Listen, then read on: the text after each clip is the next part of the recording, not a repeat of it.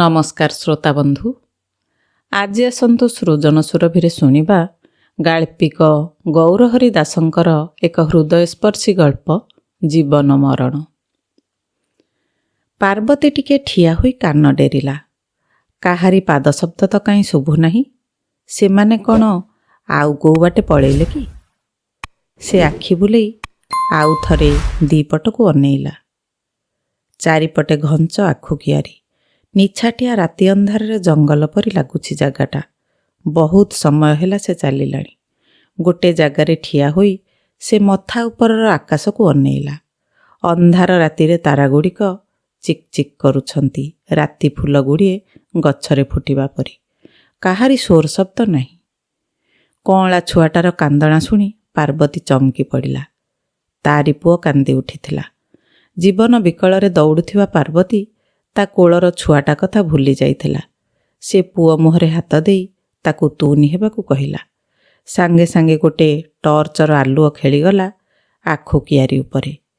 ତାହା ପରେ ପରେ ଦୂରରୁ ଶୁଭିଲା, ଏଇଠି ଅଛନ୍ତି ଶଳେ, ଧର ସେଗୁଡ଼ାଙ୍କୁ। ପାର୍ବତୀ ପୁଅ ମୁହଁରେ ଲୁଗାକାନିର ବିଣ୍ଡା ମାଡ଼ିଦେଲା। ଘୋଡ଼ି ହେବା ଚଦରରେ ତାକୁ ଢାଙ୍କି ଦେଇ ତୁନି ତୁନି ସ୍ୱରରେ କହିଲା, ଚୁପ୍ ଚୁପ୍ ହୋଇଯା, ନହେଲେ ସେମାନେ ଆମକୁ ଧରି ନେବେ, ମାରି ପକାଇବେ ଆମକୁ। ଏଇ ଛୁଆକୁ ସମ୍ଭାଳ, ନହେଲେ ସମସ୍ତଙ୍କର ଜୀବନ ଯିବ। ଶାଳୀ ମୋ ବେକରେ ଗୋଟେ ଗ୍ରହ ହେଇ ଝୁଲୁଛି। ମଦନ ଆଖୁ କିଆରି ଭିତରୁ ବାହାରି ଆସି ଗାଳି ଦେଲା। ପାର୍ବତୀ ଡରିଗଲା, ଆଶ୍ୱସ୍ତ ହେଲା ବି। କାରଣ ସେ ଭାବିଥିଲା ମଦନ ତାକୁ ଛାଡ଼ି ଅନ୍ୟମାନଙ୍କ ସାଙ୍ଗରେ ଆଗକୁ ପଳେଇ ଗଲାଣି। ମାତ୍ର ମଦନ କୁଆଡ଼େ ଯାଇନଥିଲା। ଠିକାଦାରର ଲୋକମାନଙ୍କୁ ଡରି ଆଖୁ ବଣ ଭିତରେ ଛପି ଯାଇଥିଲା। ଅନ୍ୟମାନେ ବି ସମସ୍ତେ ଏଇଠି କେଉଁଠି ଥିବେ। ଚୁପଚାପ ବସିକି ରୁହ, ସେମାନେ ଗଲା ପରେ ଆମେ ବାହାରିବା। ରାତି ପାହିବା ଆଗରୁ ଆମକୁ ବାରାସତରେ ପହଞ୍ଚିବାକୁ ପଡ଼ିବ। ମେନ୍ ରାସ୍ତା ଧରିନେଲେ ଆଉ ଚିନ୍ତା ନାହିଁ। ମଣ୍ଡଳ କହିଛି ଗୋଟେ ଗାଡ଼ି ସେ ଯୋଗାଡ଼ କରିଥିବ। ସେଥିରେ ଆମେ ପଳେଇ ଯିବା ସିଧା ଖଡ଼ଗପୁର, ସେଇଠୁ ଟ୍ରେନ୍ ଧରିବା। ପାର୍ବତୀ ଅନ୍ଧାର ଭିତରେ ମୁଣ୍ଡ ଟୁଙ୍ଗାରିଲା।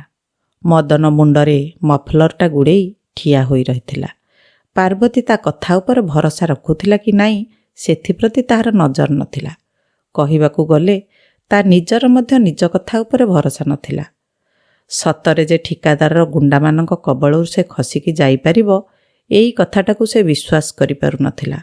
ସେମାନେ 11 ଜଣ, 12 ଜଣ ଯଦି ପାର୍ବତୀର କୋଳ ଛୁଆଟାକୁ ହିସାବକୁ ନିଆଯାଏ। 2 ବର୍ଷ ତଳେ ଇଟା କାରଖାନାରେ କାମ କରିବା ପାଇଁ ସେମାନେ ଆସିଥିଲେ ଓଡ଼ିଶାରୁ। ଠିକାଦାରର ଦଲାଲ ରାମକୃଷ୍ଣ କହିଥିଲା, ଖାଇବା ପିଇବା ଯାଇ ସମସ୍ତଙ୍କୁ ମିଳିବ ମାସ ପିଛା 5,000 ଲେଖାଏଁ ମଇନା। କାମ ହାଲୁକା, ଆଗ ପରିକା ଆଉ ଟାଣ କାମ ନାହିଁ। ହପ୍ତାକୁ ଗୋଟେ ଦିନ ଛୁଟି। ସରକାରର ଲେବର ଆଇନ ଖୁବ୍ ଟାଣ ହୋଇଗଲାଣି ଦେଶରେ। ମାଲିକ ଚାହିଁଲେ ବି କାହାକୁ ବେଶୀ ସମୟ ଖଟେଇ ପାରିବ ନାହିଁ।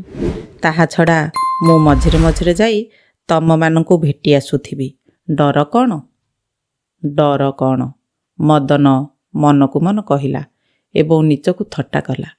ମନେ ମନେ ତା ଅଞ୍ଚଳର ପ୍ରତ୍ୟକ୍ଷ ଠାକୁର ଆଖଣ୍ଡଳମଣିଙ୍କ ନାମ ସେ ସୁମରିଲା। ହେ ବାବା, ମୋତେ ଏ ବିପଦରୁ ଉଦ୍ଧାର କର। ଜାଗରକୁ 101 ଦୀପ ଜାଳିବି। ଟର୍ଚ୍ଚ ଲାଇଟର ଆଲୁଅ ଆଉ ଦିଶୁନାହିଁ। ଗୁଣ୍ଡାଗୁଡ଼ାକ ପଳେଇ ଗଲେଣି କି କ'ଣ? ସେ ଓଠ ବଙ୍କେଇ ବେଙ୍ଗ ପରି ରଡ଼ିଲା। ସେଇଟା ତାହାର ଠାର। ତାର ସାଙ୍ଗମାନେ ସେଇ ଠାରରୁ ତା କଥାର ଇସାରା ବୁଝିଯାଆନ୍ତି। ସେମାନେ ଲୁଚିବା ଜାଗାରୁ ବାହାରି ଆଖୁ କିଆରି କଡ଼େ କଡ଼େ ପୁଣି ଚାଲିବାକୁ ଲାଗିଲେ।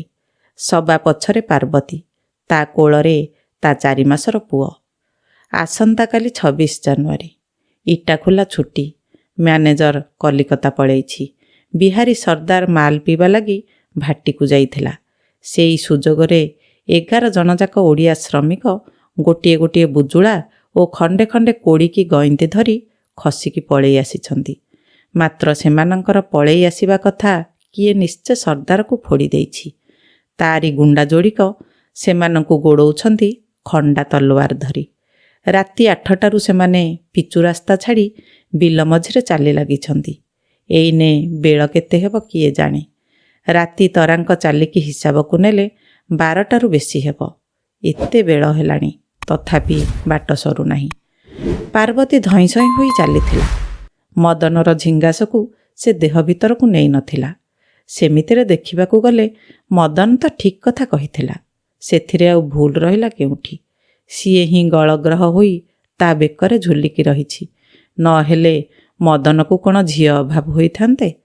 ମଦନ ମନା କରୁଥିଲା, ଇଟା ଖୋଲା କାମ ଭାରି ଅଡ଼ୁଆ, ସେଠିକି ଯା ନାହିଁ। ମାତ୍ର ପାର୍ବତୀ ଶୁଣି ନଥିଲା। ପାଟପୁର ଅଞ୍ଚଳର ଚାରିଟା ସ୍ୱାମୀ ନିଜ ସ୍ତ୍ରୀମାନଙ୍କୁ ଗାଁରେ ଛାଡ଼ିଦେଇ ସବୁଦିନ ଲାଗି ପରଦେଶୀ ହୋଇଗଲେ।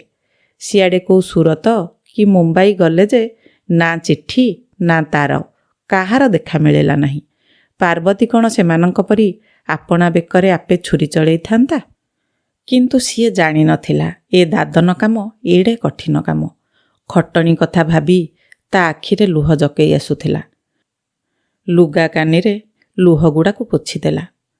ତାର ଏବେ 2.5 ବର୍ଷ ତଳର ତା ବାହାଘର ଦୃଶ୍ୟ ମନେ ପଡ଼ୁଥିଲା।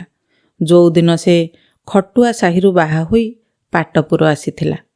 ତା ଭାଇ ଖେରଙ୍ଗ ଯାଇ ଆସିଥିଲା ସବାରି ପଛେ ପଛେ। ତା ହାତରେ ଟଙ୍କା କିଛି ଓ ଲୁଗାପଟା ଭର୍ତ୍ତି ଝୁଲାଟି ଧରେଇ ଦେଇ ଗାଁକୁ ଫେରିଗଲା ବେଳେ ପାର୍ବତୀ ସାନ ଝିଅଟିଏ ପରି କାନ୍ଦିଥିଲା। ଆଉ ଥରେ କାନ୍ଦି ଉଠିଲା ପାର୍ବତୀର ପୁଅ। ନିର୍ଜନ ରାତିର ନିଶୂନ ପହରରେ ତାହାର ସେ ବିକଳ କାନ୍ଦଣା ଅନ୍ଧାରକୁ ଚାରିଗଡ଼ କରି ଚିରିଦେଲା। ପାର୍ବତୀ ଛାତିରେ ପୁଅ ଲାଗି କ୍ଷୀର ନାହିଁ। ଢେର ସମୟ ହେଲା ଭୋକରେ ଆଉଟୁ ପାଉଟୁ ହେଉଛି ତା ପୁଅ। ପାର୍ବତୀର ମା ମନ ବିକଳରେ ବିଳପି ଉଠିଲା। ମାତ୍ର ପର ମୁହୂର୍ତ୍ତରେ ମଦନର ନାଲି ଆଖି କଥା ମନେ ପକେଇ ସେ ତା ଲୁଗା କାନିକୁ ଚାପିଦେଲା ପୁଅର ପାଟିରେ। କହିଲା, ତୁ ନିହ। ଆଉ ଟିକକ ପରେ ଆମେ ରାସ୍ତା ପାଖେ ପହଞ୍ଚିଯିବା, ତାପରେ ଆଉ ଚିନ୍ତା ନାହିଁ। ପାର୍ବତୀର ଆଶଙ୍କା ସତ ଥିଲା। ଗୋଟେ ଅରଣା ମଇଁଷି ପରି ମଦନ ତା ପାଖକୁ ଧାଇଁ ଧାଇଁ ଆସିଲା ଓ ତା ଗାଲରେ ଦେଲା ଗୋଟେ ବ୍ରହ୍ମ ଚାପୁଡ଼ା। ପାର୍ବତୀର ଦୁର୍ବଳ ଶରୀର ଚକ୍ରି ପରି ଘୂରିଗଲା। ସେ ଦୁଲ କରି ତଳେ ବସି ପଡ଼ିଲା। ସେଇ ଅନ୍ଧାର ଭିତରେ ବି ମଦନର ଆଖି ଯୋଡ଼ାକ ରଡ଼ ନିଆଁ ପରି ଜଳୁଥିବାର ସେ ଦେଖିପାରୁଥିଲା। ପଚାତ ମାଇକିନା, ତୋ ହାତ ଧରିବା ଦିନୁ ମୋର ସବୁ ବିପତ୍ତି ପଢ଼ୁଛି। ହାରାମି, ସମ୍ଭାଳି ପାରୁନୁ ତ ଛୁଆ ଜନ୍ମ କରୁଥିଲୁ କାହିଁକି? ଶୁଣିନୁ କି ଠିକାଦାର ଲୋକଙ୍କ ଧମକ? ବଲାଙ୍ଗୀର ଠିକାଦାର ତା ଦାଦନଙ୍କ ହାତ କାଟିଥିଲା। ଇଏ ମୋ ଗୋଡ଼ କାଟିଦେବ। ଗୋଡ଼ ଥିଲା ବୋଲି ସିନା ସେ ଯୋଡ଼ାକ ଯାଇ ଥାନା କି କଚେରୀରେ ପହଞ୍ଚିଲେ। ମାଦଳ କରି ପକେଇଦେଲେ ମୁଁ ଯିବି କୁଆଡ଼େ? ତୁ ଆମ 10 ଜଣଙ୍କୁ ମାରିବା ଲାଗି ରଙ୍ଗ ଲଗେଇଛୁ। ଯା ଭାଗ ଏଠୁ, ଯାଉଛୁ ନା ଦେଖିବୁ ଏଇନେ। ମଦନ ଆଉ ଥରେ ପାର୍ବତୀକୁ ମାରିବା ଲାଗି ହାତ ଉଞ୍ଚେଇଲା। କିନ୍ତୁ ସେତିକି ବେଳେ ଫେର ଥରେ ଟର୍ଚ୍ଚ ଆଲୁଅ ନାଚିଗଲା ଆଖୁ କିଆରି ଉପରେ। ଠିକାଦାରର ଗୁଣ୍ଡା ଯୋଡ଼ାକ ତାହେଲେ କୁଆଡ଼େ ଯାଇନାହାନ୍ତି। ଆଖୁ କିଆରି ଚାରିପଟ ନାଲି ଗୋଡ଼ି ରାସ୍ତାରେ ପଇଁତରା ମାରୁଛନ୍ତି ମୋଟର ସାଇକେଲରେ। ମଦନ ଆଖୁବଣ ଭିତରେ ବସି ଲୁଚିଗଲା। ଗୋଟିଏ ଗୋଟିଏ ମୁହୂର୍ତ୍ତ ପାର୍ବତୀକୁ ଗୋଟିଏ ଯୁଗ ପରି ଜଣାପଡ଼ୁଥିଲା। ସେ କ'ଣ କରିବ ଜାଣିପାରୁନଥିଲା। ଦୂରରେ ଗାଁଟିଏ ଦିଶୁଛି। ହୁଏତ ସେଇଠିକି ଗଲେ ତା ପୁଅ ଲାଗି ଟୋପାଏ କ୍ଷୀର ମିଳନ୍ତା। କିନ୍ତୁ ଏହା ଭିତରୁ ବାହାରିଯିବ କେମିତି?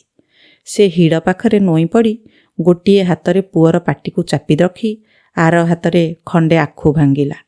ଏତେ ଧୀରେ ସେ ଆଖୁଟାକୁ ଭାଙ୍ଗିଲା ଯେମିତି ଖୁଡ୍ କିନା ଶବ୍ଦଟେ ଶୁଭିବ ନାହିଁ ବାହାରକୁ। ପାଟିରେ ଆଖୁ ଖଣ୍ଡଟା ଚୋବେଇ ଦରଚୋବା ଆଖୁର ରସକୁ ପୁଅର ପାଟିରେ ଦେଲା। ଜିଭ ବୁଲେଇ ତା ପୁଅ ଆଖୁ ରସ 2 ଟୋପା ପିଇଦେଲା। କାହାର ପାଦ ଶବ୍ଦ ଶୁଣି ପାର୍ବତୀ ଚମକି ପଡ଼ିଲା। ଠିକାଦାରର ଗୁଣ୍ଡାଗୁଡ଼ାକ ତାକୁ ଦେଖିଦେଲେ କି? ନା, ମଦନ ଆସୁଥିଲା। ସେ ମାଡ଼ ଡରରେ ସାଙ୍କୁଡ଼ି ଗଲା। ତା ପାଖରେ ପହଞ୍ଚି ମଦନ କହିଲା, ଏଇ ପୁଅକୁ ତୁନି କରେ, ନହେଲେ ସମସ୍ତେ ମରିବା। ତୁ କ'ଣ ଦେଖିପାରୁନୁ ଆମେ କି ହିନିମାନିଆ ହେଉଛେ? ସବୁ ତ ଭାଗ୍ୟ। ମୋଠୁ ଗରିବ ପାଟପୁରରେ କିଏ ଅଛି କହ? କିନ୍ତୁ ମୋର BPL କାର୍ଡ଼ ନାହିଁ। ଶଙ୍କର୍ଷଣ ବଳବନ୍ତରାୟର କୋଠା ଘର, ସିଏ ଗରିବ କାର୍ଡ଼ ପାଇଲା। ଇନ୍ଦିରା ଆବାସ ଘର ବି ପାଇଲା ତା ଭାଇ। ମହାପାତ୍ର ଘରର 40 ବର୍ଷର ବାପା ମା ଉଭୟେ ପାଇ ଚାଲିଛନ୍ତି ବାର୍ଦ୍ଧକ୍ୟ ଭତ୍ତା। ଅଥଚ କୋଉ କାଳେ ଆମ ବାପା ଗୋସି ବାପା ଯୋଡ଼ି ବଳଦକୁ ଭୋଟ ଦେଇଥିଲେ ବୋଲି ଆମକୁ କିଛି କରେଇଦେଲା ନାହିଁ ଏ ହାରାମଜାଦା ସରପଞ୍ଚ। ତା ବଂଶ ବୁଡ଼ୁ, ତାକୁ ନର୍କରେ ଜାଗା ନ ମିଳୁ। ଭାବିଥିଲି ଏଇ କାମରୁ କିଛି ଟଙ୍କା ହେଇଥିଲେ ଗାଁକୁ ଫେରିଯାଇ କିଛି ଗୋଟେ ଦୋକାନ ଆରମ୍ଭ କରିଥାନ୍ତି। କିନ୍ତୁ ଶଳା ଆସିବା ଦିନରୁ ଟଙ୍କାଟିଏ ବି ଦେଇନାହିଁ। ମଦନର କଥାଗୁଡ଼ାକ ପାର୍ବତୀକୁ ଯଥାର୍ଥ ଲାଗୁଥିଲା। ମାରୁ ପଛକେ ଲୋକଟା ଖରାପ ନୁହେଁ। ତା ନିଜର ଦିନ ଅସରଣୀ ଯୋଗୁଁ ସିଏ ମଦନର ହାତ ଧରିଛି। ନ ହେଲେ ପ୍ରସ୍ତାବ ପକ୍କା କରିଥିବା ବର ତ ସଫା ସଫା ମନା କରିଦେଲା। କ'ଣ କରିଥାନ୍ତା ପାର୍ବତୀ? ଭାଇ କହୁଥିଲା କୋର୍ଟ କଚେରୀ ଯିବ, ନାଲିସ୍ କରିବ। ପାର୍ବତୀ ମଙ୍ଗି ନଥିଲା। କହିଥିଲା ସିଏ କ'ଣ ମୋତେ ଛାଡ଼ିବ, ମୁଁ ତାକୁ ଛାଡ଼ି ଦେଉଛି। ସେତିକିବେଳେ ପାଟପୁରର ମଦନ ସାଙ୍ଗେ ପରିଚୟ। ପାର୍ବତୀ ସିଧା ସିଧା ପଚାରିଥିଲା, କହ ମଦନ, ସତରେ ତୁ ମୋତେ ଭଲ ପାଉ? ତାହେଲେ ମୋତେ ତୋ ସାଙ୍ଗରେ ତୋ ଇଟାଖୋଲାକୁ ନେଇଯିବୁ। ବଞ୍ଚେ କି ମରେ, ଗାଁ ଲୋକଙ୍କ ନୀତିନୀତି ଉଲୁଗୁଣାରୁ ରକ୍ଷା ପାଇଯିବି। ମଦନ ରାଜି ହୋଇଥିଲା।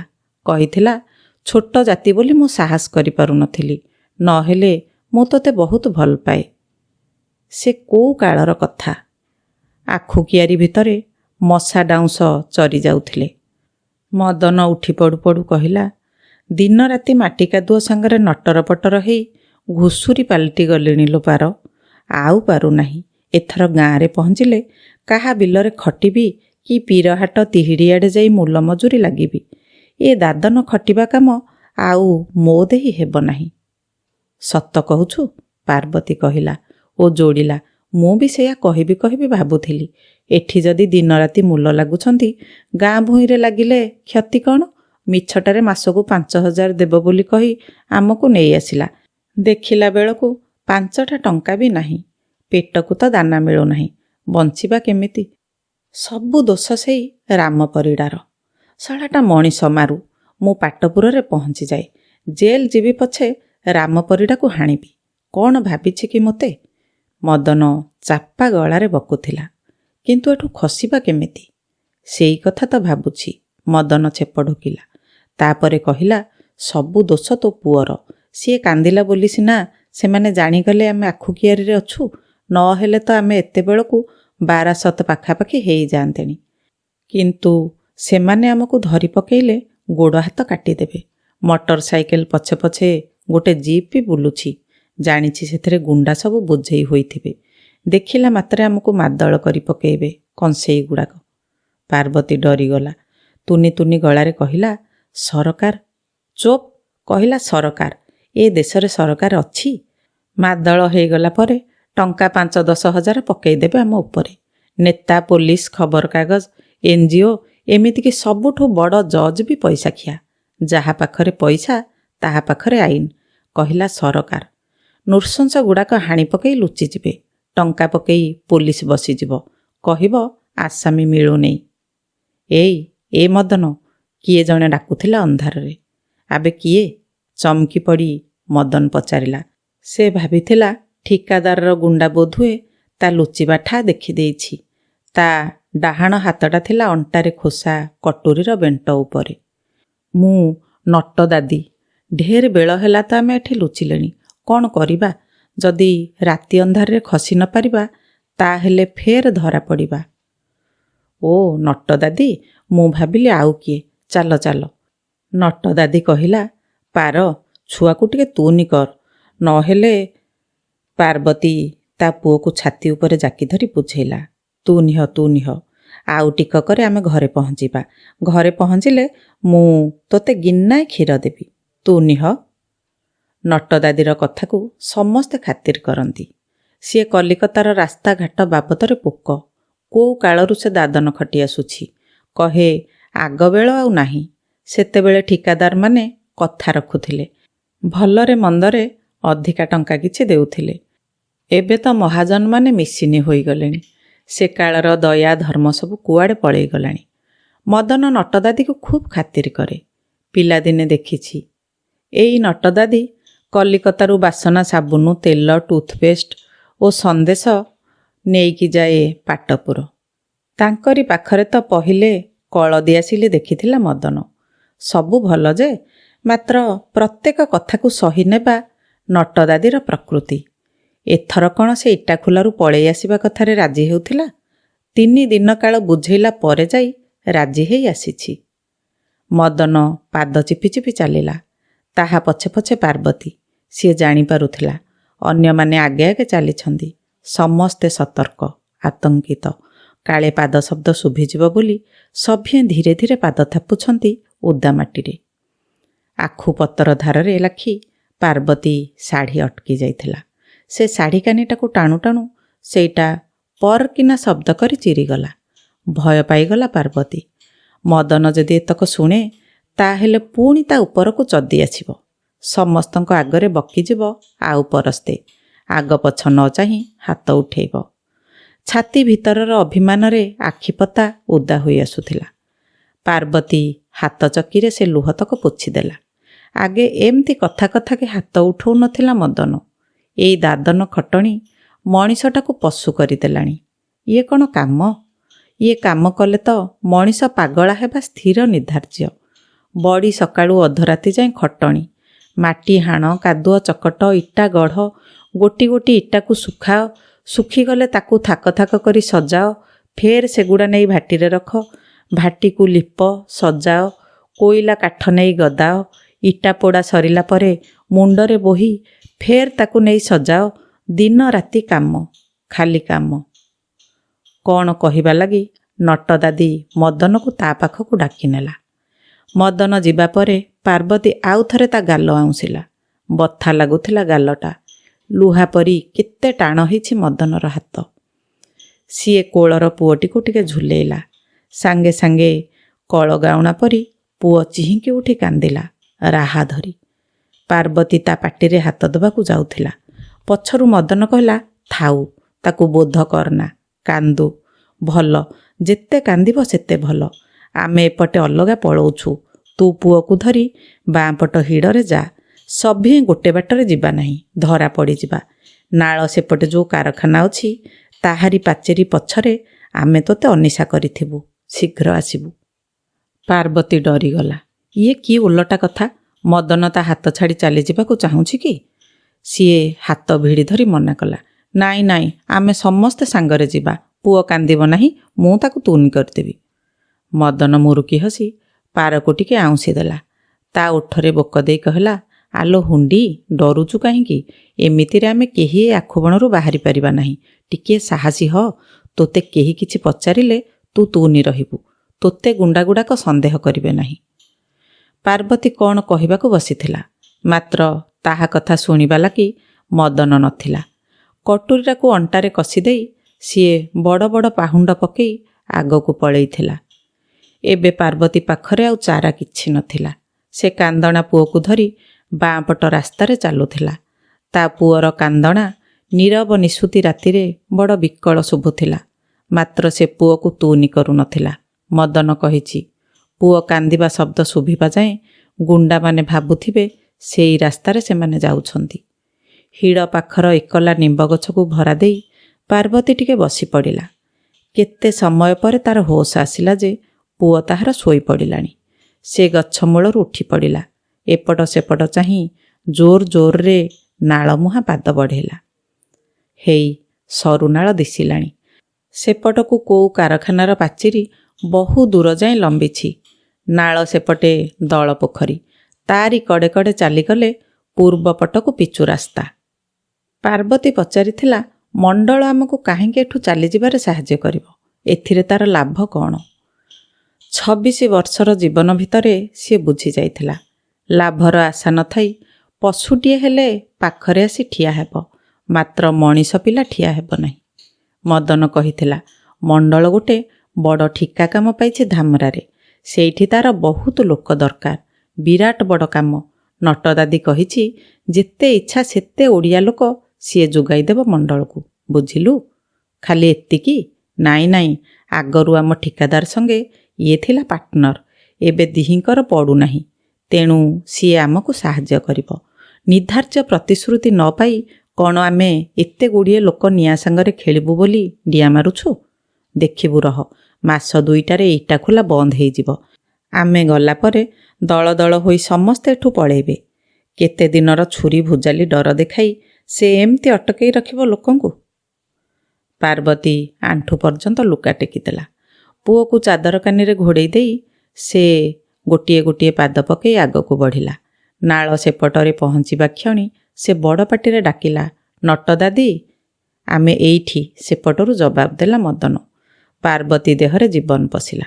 ମିଛଟାରେ କେତେ କେତେ ଖରାପ ଚିନ୍ତା ପଶି ଆସୁନଥିଲା ମନକୁ। ସିଏ ତ ଭାବିଥିଲା ମଦନ ତାକୁ ଛାଡ଼ିକି ପଳେଇ ଯିବଣି। ଛି, ସେମିତି ଭାବିବା ତାର ଠିକ୍ ହେଇନାହିଁ। ସେ ତା ପୁଅକୁ ଶୁଣେଇ ଶୁଣେଇ କହିଲା, ଦେଖ ଆମେ ରାସ୍ତା ପାଖେ ପହଞ୍ଚିଗଲେଣି। ହେଇ ଆଗରେ ତ ବାପା ଯାଉଛି। ନଟଦାଦି ଡାକୁଥିଲା, ଆସ ଜଲ୍ଦି ଜଲ୍ଦି ଉଠିପଡ଼ ଟ୍ରକ୍ ଡାଲାରେ। କେହି ଡେରି କର ନାହିଁ, ନହେଲେ ସମସ୍ତେ ଧରା ପଡ଼ିଯିବା। ସମସ୍ତେ ଟ୍ରକ୍ ଡାଲା ଉପରକୁ ଉଠି ପଡ଼ିଲେ। ପାର୍ବତୀର ହାତ ଧରି ମଦନ ଉଠେଇ ନେଲା। ସଭିଏଁ ବସି ପଡ଼ିଲେ ଡାଲା ଉପରେ। ଟ୍ରକ୍ ଆଗକୁ ଗଡ଼ୁଥିଲା। ମଦନ ମନରେ ଯେତିକି ଆନନ୍ଦ ସେତିକି ଉଦ୍ବେଗ। ଛାତି ଧଡ଼ପଡ଼ ହେଉଥାଏ। କାଳେ ଗୁଣ୍ଡାମାନେ ତାକୁ ଦେଖିଦେବେ କି? ସେ ତା ଦିପଟକୁ ଅନେଇଲା। କାଦୁଅ ବାଲୁ ବାଲୁ ମଣିଷ ଗୁଡ଼ିଏ ମୂର୍ତ୍ତି ଗୁଡ଼ିକ ପରି ବସିଛନ୍ତି। ପାର୍ବତୀ କୋଳରେ ଶୋଇଥିବା ପୁଅକୁ ମଦନ ଆଉଁସି ଦେଲା। ସତ କହିବାକୁ ଗଲେ ସିଏ ଯେ ସେଇ ନର୍କପୁରରୁ ମୁକୁଳି ଆସିପାରିବ ଏଇ ଭରସା ତାର ନଥିଲା। ଏବେ ବି ସେ ନିଜର ମୁକ୍ତିକୁ ବିଶ୍ୱାସ କରିପାରୁନଥିଲା। ମଦନ କହିଲା, ଖଡ଼ଗପୁରରେ ପହଞ୍ଚିଗଲେ ଭଦ୍ରକରେ ପହଞ୍ଚିଗଲେ ବୋଲି ଜାଣ। ଆମେମାନେ ଅଲଗା ଅଲଗା ବଗିରେ ଚଢ଼ିଯିବା। କାହାକୁ କିଛି କହିବା ଦରକାର ନାହିଁ। ଖଡ଼ଗପୁରରେ ରହିବା କ୍ଷଣି ସଭିଏଁ ଟ୍ରକ୍ ତଳକୁ ଖପ୍ ଖାପ୍ ଡେଇଁ ପଡ଼ିଲେ। ନଟଦାଦି ଡ୍ରାଇଭରର ହାତ ଗୋଡ଼ ଧରି କୃତଜ୍ଞତା ଜଣାଇଲା। କ'ଣ ସବୁ କହିଲା ତା କାନରେ। ଡ୍ରାଇଭର ଖାଲି କହୁଥାଏ, ତମେ ଶୀଘ୍ର ପ୍ଲାଟଫର୍ମକୁ ପଳାଅ, ଏଠି ବି ବିପଦ ଅଛି। ସେମାନଙ୍କର ଭାଗ୍ୟ ଭଲ ଥିଲା। ପ୍ଲାଟଫର୍ମରେ ପଶୁ ପଶୁ ଶୁଣିଲେ, ହାଓଡ଼ା ପଟୁ ଟ୍ରେନ୍ଟାଏ ଆସି ପହଞ୍ଚୁଛି। ମଦନ କହିଲା, ସଭିଏଁ ଚାଲ, ମୁଁ ଟିକେଟ୍ କାଟି ଆଣୁଛି। ନଟଦାଦି ଡାକିଲା, ପାର ଆ, ଜେନେରାଲ ବଗିରେ ଭାରି ଭିଡ଼, ତୁ ଆଗେ ଜାଗାଟେ ଦେଖି ବସିଯା। ମଦନ ଟିକେଟ୍ ଧରି ପାରର ସାମ୍ନା ସିଟ୍ରେ ଆସି ବସି ପଡ଼ିଲା। ଝରକା ଦେଇ ଥଣ୍ଡା ପବନ ବହୁଥିଲା। ପାର ପବନ ଆଡ଼କୁ ପିଠି କରି ପୁଅକୁ ଆଉଁସି ଦେଉଥିଲା ଓ କହୁଥିଲା, ଗାଡ଼ିରୁ ଓହ୍ଲେଇଲେ ଆଗେ ତୋତେ ଉଷୁମ କ୍ଷୀର ଆଣିଦେବି। ଆଉ ଟିକକ ପରେ ତ ଆମେ ପହଞ୍ଚିଯିବା। ଭଦ୍ରକ ଷ୍ଟେସନରେ ଗାଡ଼ି ରହିବା କ୍ଷଣି ସେମାନେ ସମସ୍ତେ ଓହ୍ଲେଇ ପଡ଼ିଲେ। ମଦନ ଓହ୍ଲେଇ ପଡ଼ି ହାତ ସଳଖିଲା। ଏବେ ବି ତାହାର ଛାତି ଧଡ଼ପଡ଼ ହେଉଥିଲା। ଗୋଟେ ବେଞ୍ଚ ଉପରେ ପାରକୁ ବସେଇ ଦେଇ କହିଲା, ରହ, ମୁଁ ଆଗେ ପୁଅ ପାଇଁ କ୍ଷୀର ଗିଲାସେ ଆଣେ। ପାର୍ବତୀ ମୁଣ୍ଡ ହଲେଇଲା। ଭଦ୍ରକ ଷ୍ଟେସନରେ ପହଞ୍ଚିବା କ୍ଷଣି ସମସ୍ତଙ୍କୁ ଗାଁରେ ପହଞ୍ଚିଗଲା ପରି ଲାଗୁଥିଲା। ପାଟପୁର କିନ୍ତୁ ଆହୁରି 25 ମାଇଲ। ମଦନ କ୍ଷୀର ଗିଲାସେ ଓ ପାଉଁରୁଟି ଧରି ଆସୁଥିଲା।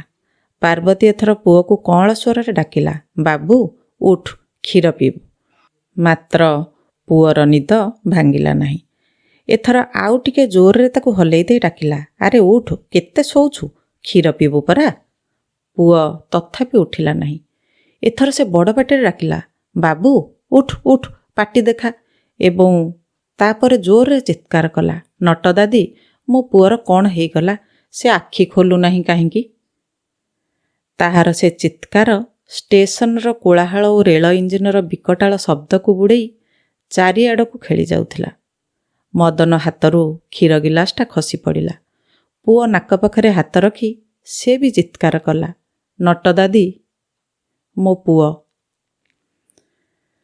ନଟଦାଦି ଧାଇଁ ଆସିଲା। ମଦନକୁ କହିଲା, ଡେରି କରନା, ଷ୍ଟେସନ ସେ ପାଖରେ ଡାକ୍ତର ଘର, ଉଠ। ଦିନ ଦ୍ୱିପହର ଗଡ଼ିଗଲାଣି। ପାଟପୁର ଆଡ଼କୁ ଲମ୍ବି ଯାଇଥିବା ଷ୍ଟେସନର ରାସ୍ତାକଡ଼ ସରୁ ନାଳ ପାଖରେ ବସି ରହିଛି ପାର। କୋଳରେ ପୁଅର ଶବ। ଟିକିଏ ଛାଡ଼ି ମଦନ ଗୋଟେ ନୋଇ ପଡ଼ିଥିବା ଗଛକୁ ପିଠି କରି ଠିଆ ହୋଇଛି। ପାଖରେ ନଟଦାଦି।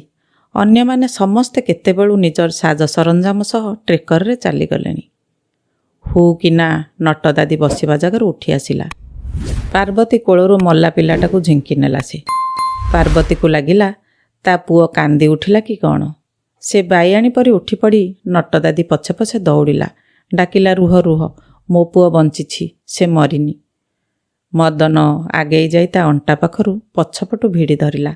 କହିଲା, ଓଳିଟା ସାରା ପରା ତାକୁ ଏପଟ ସେପଟ କଲୁଣି, ବଞ୍ଚିଥିଲେ କ'ଣ ସେ ଜବାବ ଦିଅନ୍ତା ନାହିଁ? ତା ହାତ ଗୋଡ଼ ନେଳି ପଡ଼ିଗଲାଣି, ତୁ ବୁଝୁନୁ କାହିଁକି? ଯେ ଯିବାର କଥା ଗଲାଣି, ତା ପଛେ ପଛେ ଧାଇଁଲେ କ'ଣ ହବ?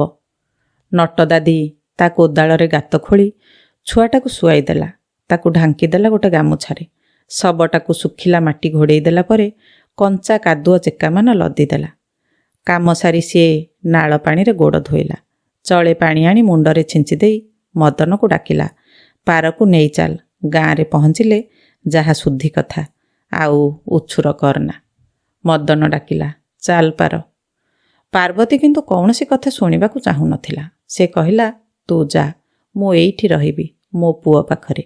ମୋ ଧନ ମରି ନାହିଁ, ମୁଁ ତାକୁ ମାରିଦେଇଛି। ରାତି ସାରା କନ୍ଦେଇ କନ୍ଦେଇ ମୁଁ ତାକୁ ମାରିଦେଇଛି। ମୋ ମା ନୁହେଁ, ରାକ୍ଷସୀ। ମଦନ ଅନେଇଥିଲା। ପାରର କେଶବାସ ବିପର୍ଯ୍ୟସ୍ତ, ଆଖିରୁ ଲୁହ ଓ ନାକରୁ ସିଙ୍ଘାଣି ବୋହିଯାଉଛି। ତାହାର ଚେହେରା ଦିଶୁଛି ଗୋଟେ ବାରବୁଲା ବାଇଆଣୀ ପରି। ମଦନର ଛାତି ଭିତରଟା ମନ୍ଥି ହେଇଗଲା। ଏତେ ସମୟ ଧରି ପଥର କରିଥିବା ଛାତିଟା ପାଣି ପାଲଟି ଯାଉଥିଲା। ସେ କହିଲା, ତୁ କାହିଁକି ଦାୟୀ ହେବୁ ଲୋ ବାଇଆଣୀ? ତୁ ଜମା ଦାୟୀ ନୁହେଁ। ଦାୟୀ ମୁଁ, କାଙ୍ଗାଳ ଦାଦନ।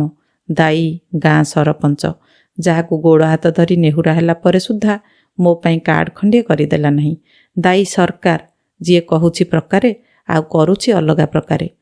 ସେତିକି ବେଳୁ କହୁଛୁ ତୋ ଧନ ମରିଗଲା, ତୋ ବାବୁ ମରିଗଲା, ତୋ ପୁଅ ମରିଗଲା। ନିଜ କଥା ଖାଲି ତୁ ଭାବୁଛୁ। ସିଏ କ'ଣ ମୋର ପୁଅ ନୁହେଁ? ମୁଁ କ'ଣ ତାର ବାପ ନୁହେଁ? ମଦନ ଭୋ ଭୋ ହୋଇ କାନ୍ଦି ଉଠିଲା। ପରସ୍ପରକୁ କୁଣ୍ଢେଇ କାନ୍ଦୁଥିଲେ ଦିଟା ବିକଳ ମଣିଷ। ନଟଦାଦି ସେମାନଙ୍କ ପାଖରେ ଆସି ଠିଆ ହେଲା। ମଦନ ପିଠିକୁ ଆଉଁସି ଦେଇ କହିଲା, ଆ ମଦନ, ତୋ ପୁଅ ତା ଜୀବନ ବଦଳରେ ଆମକୁ ମୁକ୍ତି ଦେଇଯାଇଛି। ତାକୁ ବେକାର ହେବାକୁ ଦେ ନାହିଁ। ଉଠ, ପାଦ ବଢ଼ା। ଆମ ପରି ଗରିବ ଗୁରୁବାଙ୍କ ଅସରଣୀ ଜୀବନ ଭାରି ଜୁଝିଲା ବାଲା ଜୀବନ। ଏମିତି କେତେ ଜୀବନ ମରଣର ରାସ୍ତା ପାରି ହୋଇ ଆଗକୁ ବଢ଼ିବା ପାଇଁ ହେବ। ସହଜରେ ମୁକ୍ତି ମିଳିଛି ନା ମୋକ୍ଷ? ମଦନ ପାର ହାତକୁ ଧରି ଉଠେଇଲା। ତା ଦେହଟା ଶୁଖିଲା ଡାଙ୍ଗ ପରି ହାଲୁକା ଲାଗୁଥିଲା। ଗୋଟିଏ ଗୋଟିଏ କରି ରାସ୍ତା ଆଡ଼କୁ ପାଦ ବଢ଼େଇଲା ସେ। ସିଏ ଜାଣୁଥିଲା ପାରର ପାଦ ରାସ୍ତା ମୁହାଁ ଚାଲୁଥିଲେ ବି ତାର ଆଖି ଯୋଡ଼ାକ ବାରମ୍ବାର ପଛକୁ ଫେରି ଚାହୁଁଥିଲା। ଶ୍ରୋତାବନ୍ଧୁ, ଗଳ୍ପଟି ଯଦି ଭଲ ଲାଗିଥିବ ତେବେ ଗଳ୍ପଟିକୁ ଲାଇକ୍ କରିବେ, ସେୟାର କରିବେ ଏବଂ ସୃଜନ ସୁରଭିକୁ ସବସ୍କ୍ରାଇବ୍ କରି ଆପଣମାନଙ୍କର ମୂଲ୍ୟବାନ ମତାମତ ଦେବେ। ରହୁଛି, ନମସ୍କାର।